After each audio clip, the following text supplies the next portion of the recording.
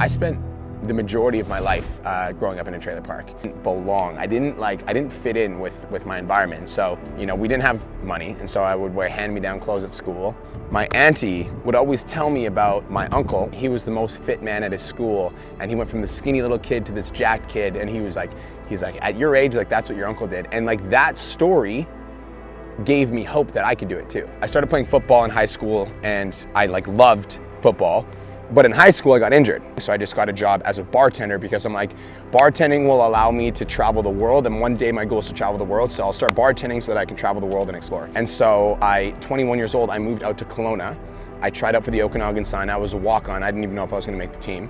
Tried out for the I was 20 actually. Tried out for the Okanagan Sun, made the team, moved out to Kelowna, and I played for the Okanagan Sun for a season. 2 weeks before my Okanagan Sun season started, where I would have been like, that was the game that I would have played, I pulled my back. So I'm sitting there watching a bodybuilding motivation video in my apartment, and it like clicked. I was like, why don't you do a fitness competition? And after my first fitness competition, I realized, I was like, holy shit, this is what I'm supposed to do. And so after I did my fitness competition that year, I didn't have anything else that I was moving towards, so I started drinking, and I started partying, and I started doing drugs. And I would work my ass off during the week, work on my fitness goals. Friday would come, drugs, drinking. I did this for 12 weeks leading up into my second fitness competition, which was in Australia. I was partying so hard leading up to Australia that I almost took cocaine on the plane when I went to Australia. And I remember being in the security lineup, high as with cocaine in my shoe. Long story short, I ended up stepping on stage. There was 50 athletes. I placed 49th. And as a result, I just started partying every single day. But when I came back from Australia, it was party every single day and work out while I was high. Like, I used to go to the gym like while I was high and work out. And it wasn't until I got fired from my last job, called my girlfriend, who was also an addict, told her I got fired again. And she literally said to me, she was like, dude, like, you're f***ed up, you need to make a change. And I remember being like, I'm f***ed up, like, you're just as bad as I am. Like, what are you talking about? And that made me realize, I'm like, okay, like, I need to make like a radical shift. And this is a moment I'll remember for the rest of my life. I walked in to my grandma's trailer. She was sitting on the chair looking at me. It was 3 o'clock in the morning. I just got fired, I was high as hell. And I just burst into tears. And I remember in that moment, I was like, how did I let it get to this point? Number one, and number two, I don't know how this woman still loves me. Like, I don't know. Like, how does she still love me? She still sees something good in me.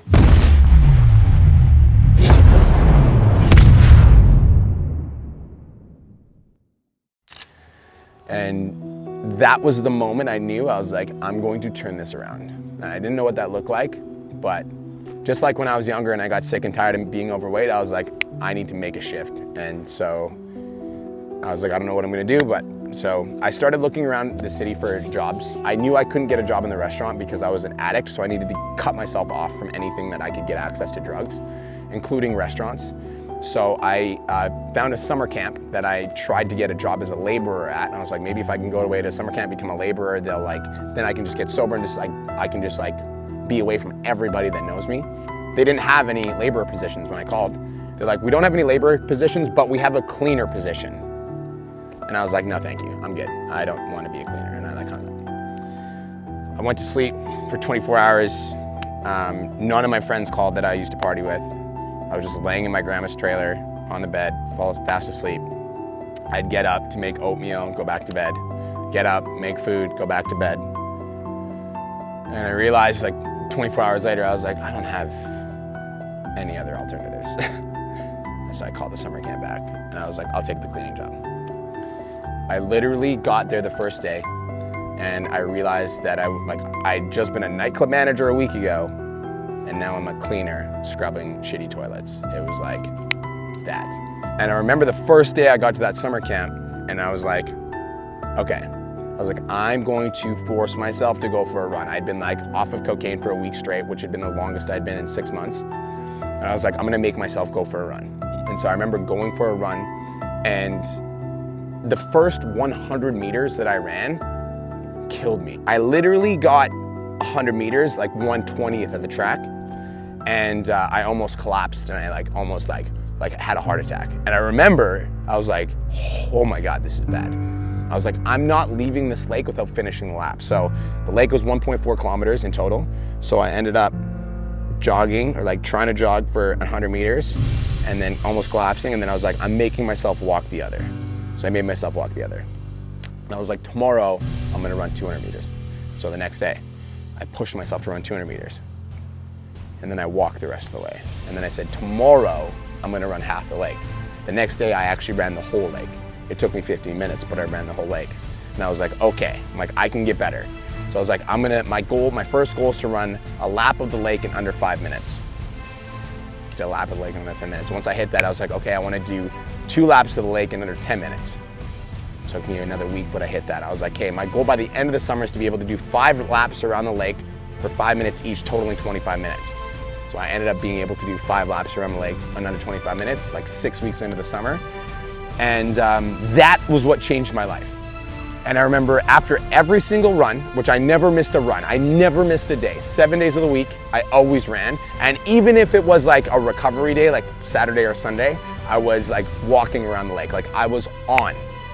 And I remember after each run around the lake, I would sit down on my computer and I would have this Microsoft Word document. And on the Microsoft Word document, I would have all of my dreams. I'm talking about hope now, all of my dreams. And I wrote down that I would be a multi-millionaire. I wrote down that I would be a professional fitness model. I wrote down that I would have a massive online coaching business, that I would have thousands of clients, that I would be impacting millions of people. My life was in shambles at the time, and so writing down a vision gave me hope that better times were coming. And this hope kept me motivated. This hope kept me working hard. This hope kept me pushing forward. Because I was still an addict. If you looked around at my life, I was still an addict. And then every day I would go back to my computer screen and I'd be saying to myself, I'm gonna be a multi-millionaire. I'm gonna be a professional fitness model. I'm gonna be doing everything that I've ever wanted. I'm a leader. And I was saying these things to myself, by myself, deluding myself into believing that my goals were gonna become a reality because it was the only thing that it was the only way I could live. Because I didn't have any other alternatives. It was either this or it could be a complete and total loser for the rest of my life. And I was like, I'm not doing that, so I'm gonna do this. After that summer, I came home and I was like, I'm going for my professional fitness model status. And I learned my lesson from the Australia show, because in the Australia show, I told everyone that I wanted to be successful. You remember that? This show, I didn't tell a single person. I didn't claim that I was gonna be a champion. I didn't brag about it on social media. I literally set the goal of winning the show and I shut my mouth. And I wrote it down for myself as a goal. That was my intention, that was my purpose. And then I just got to work.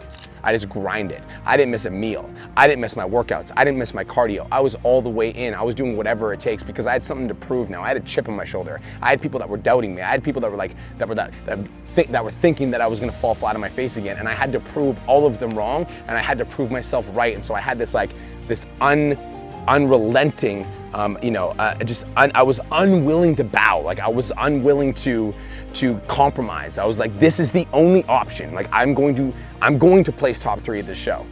So trained for 6 months. In that 6-month time period, I ended up going all in. I placed second. After that show, placing second, I had never hired a coach up until that point, but I realized if I went all in and I didn't get what I wanted, I need to learn more information. So I hired my first coach, who was the best at making pros at the time. And my next fitness competition is when I won first place in overall. That was a good feeling. That taught me that winning, that taught me how to win. And that set me up to start my online coaching business. And my online coaching business is what led to this. But guys, that brings us to the end of today's YouTube episode. If you liked the story and you want to hear part 2, stay tuned, because part 2 will be coming out next Monday. Peace.